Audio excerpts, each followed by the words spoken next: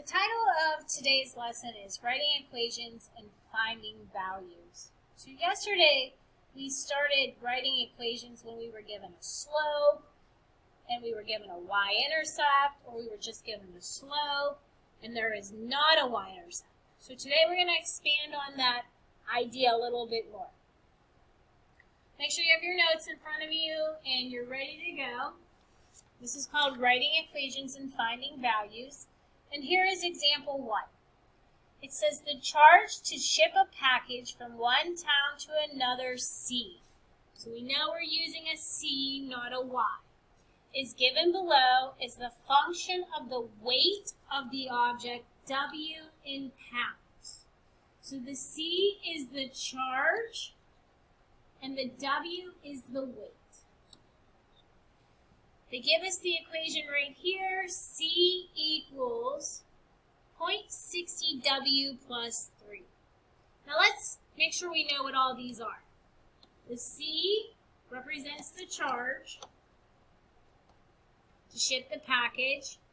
We know this W is the weight. So we need to think now, what is this 0.60 times the weight? Hopefully you can figure that out. If you take 60 cents times weight, that is the cost per pound, because it says the weight is in pounds. So notice once again, this is a decimal, and when we have word problems, we do not have to have a fraction. So this is 60 cents per pound because the W is the weight. Now this $3 over here, that is your y-intercept. So that must be the initial fee or the initial charge to send a package. So that means it's $3 plus 60 cents every pound to send the package somewhere. So it says if the shipping cost for Caitlin's item was $4.50, you have to know, is the $4.50 being represented by the C or the W? But before we do this, let's write this in y equals. Y equals 0.60x plus $3. And remember yesterday we talked about you can grab your graphing calculator and you can type that in y equals. So grab your calculator. Hopefully you cleared the memory before you came into class today. And I want you to type in y equals 60 cents x plus $3. Once you do that, let's talk about what the $4.50 represents. Does the $4.50 represent the C or the W in this problem? Hopefully you realize it represents C because C is charge, which is really the Y value of your equation. So we're going to write Y equals 450. Yesterday I showed you you're allowed to use your graphing calculator. I want you to look in your table. To get to the table, you're going to press second graph. So when you push second graph, you should be in your table. You're going to scroll along the Y, and I just noticed something. It should really be 480 because there is no 450. So hopefully that's changed on your note sheet, but if it's not, change it now to 480. I apologize, I should have caught that earlier. So we're looking in our table for where the Y is $4.80, and you should see that your X value is 3. The only other thing I want you to do with this, the question says what was the weight of the package? That means 3 pounds. And that's all you have to do for that question.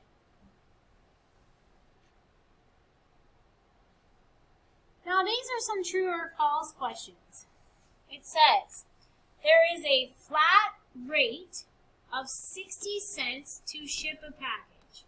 Well, we already interpreted our equation up there, and we know that it is 60 cents per pound, so this is false.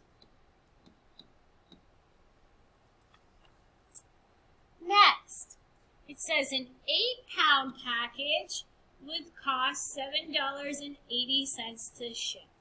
This is just checking to see if you know how to use your graphing calculator. So we are going to look for an ordered pair. The pounds is the X value, so we're looking for 8, comma, 780. So take a look in your table of your graphing calculator. Do you see 8, 780? You should. So this answer is true. The next one. The company charges a flat rate of $3 along with a cost per pound to ship a package. So that goes back up to your equation. And we said that the $3 was an initial fee. Yes, that's your flat rate. And then do we get charged a cost per pound? Yes, we do. That is true. The last question says, true or false, a 10-pound package would cost $6 to ship. So once again, we're going to look in our table for 10 pounds being X, $6 being your Y, and see if you see 10 pounds, $6 in your table, and you shouldn't, so this is false. All right, so that's the first example for today. The second example, example 2, says, a hawk is spotted at an altitude of 350 feet in the air. The hawk is descending. Now make sure you realize, here's my little hawk, if it's descending, it is going down. That means something. At a rate, the word rate means slope. 10 feet per second. So right now, this 350 feet in the air is my y-intercept. And if it's descending at a rate of 10 feet per second, first off, descending means it's going to be negative 10, and that is my slope. So make sure you use a negative 10 for your slope. I keep reading. The altitude of the hawk, y, is represented by time in seconds, x. We must write an equation now. So I already know my slope is negative 10. My y-intercept is 350. So I'm going to write the equation. Y equals negative 10x plus 350. So there is my equation. But I got to continue on. Before we continue reading, I want you to grab your calculator. I want you to go to y equals, clear out the last equation that we have, and you need to type in y equals negative 10x plus 350. Now we can continue on reading the question. It says, what is the hawk's altitude 8 seconds after it was spotted at 350 feet? So we're looking for 8 seconds. And you have to know if the 8 is the x value or the y value. And if we read back up here, it says 8 seconds is the x.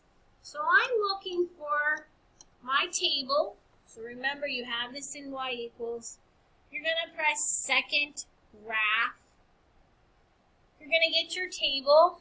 You're going to scroll to x equals 8 seconds. When you go to where x equals 8 seconds, hopefully you see the answer 270, and that's the y value, and that represents 270 feet. The purpose of this question is to make sure you all are reading Make sure you read carefully because there are words that represent negative slopes, and that word descending is negative.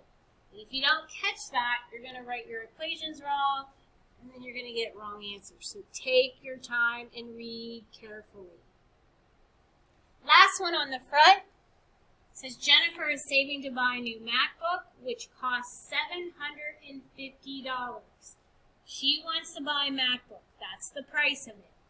She is planning on adding money to bank account each week, her bank account, I should say.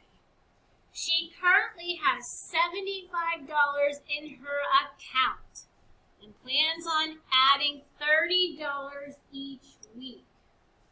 All right, let's stop. They gave us 3 numbers. Do not just look for numbers. You have to think about things.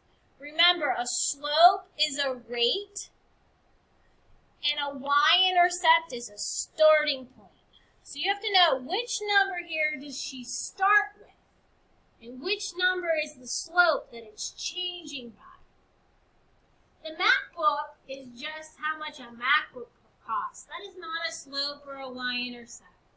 And if she currently has $75, that is your y-intercept. That's her starting money.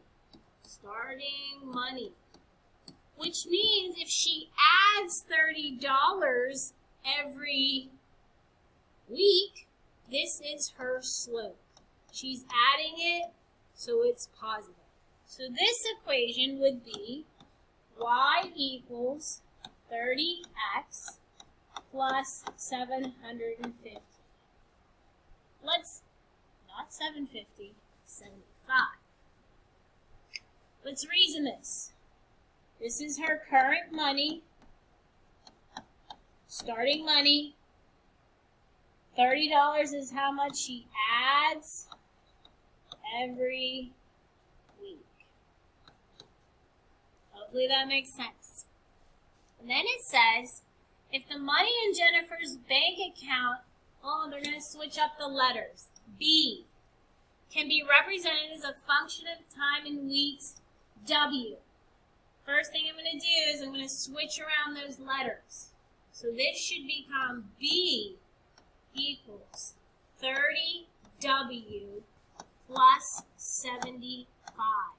So this is the equation I'm using to answer these. It says, when will she have enough money to buy the MacBook? Well, if she has to have enough money, you have to know how much the MacBook costs. That's why they gave you the $750.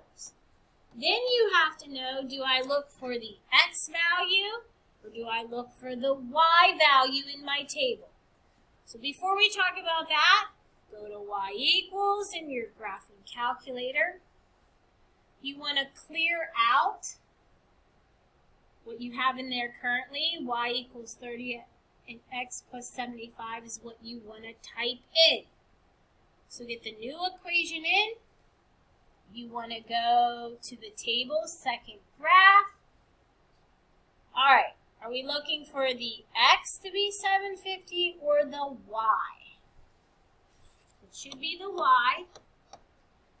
We're looking for the Y to be 750. So we might have to scroll a little bit.